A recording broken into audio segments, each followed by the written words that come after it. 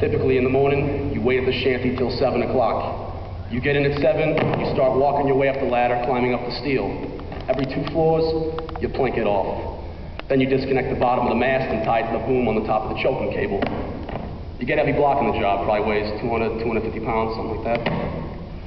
I started when I was 18 years old working structural steel, and I've worked on towers probably 120, 130 feet high. Most people are afraid of heights like that, so automatically, every ironworker gets an ego. You're doing something somebody else can't do, and you get to work you know about.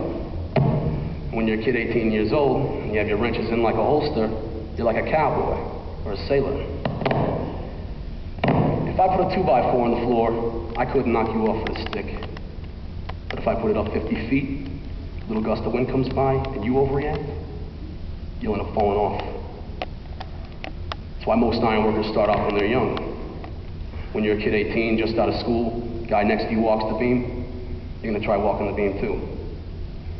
Ironworkers very, very rarely fall in the hole. That's what our term is. Somebody falls off the building, they fell in the hole. We talk a lot about it among ourselves. You ironwork long enough, you're gonna get some real scares. I notice myself, I get a copper taste. You know when you put a penny in your mouth when you're a kid, you know that taste? Taste of fear, I guess. As you get older, you reconcile yourself to the fact that it's easier to drop down and coon across the beam, we call it.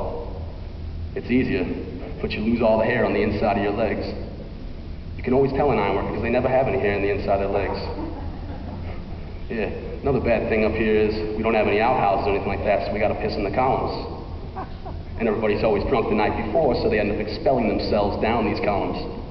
Problem with that is, eventually something's gonna happen where, yep, you're gonna have to work down below. Yeah, worst thing in the world is that you have to go down there and burn something. It's like cooking a turlet. But I always knew I was gonna be an ironworker.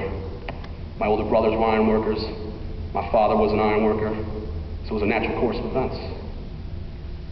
My father was disappointed I didn't go to college. We had a college boy at work this summer.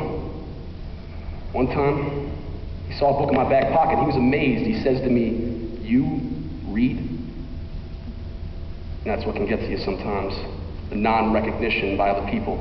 To say a man is just a laborer, or a woman is just a housewife. It bothers you sometimes. Some mornings I look across the skyline for a building that I just worked on.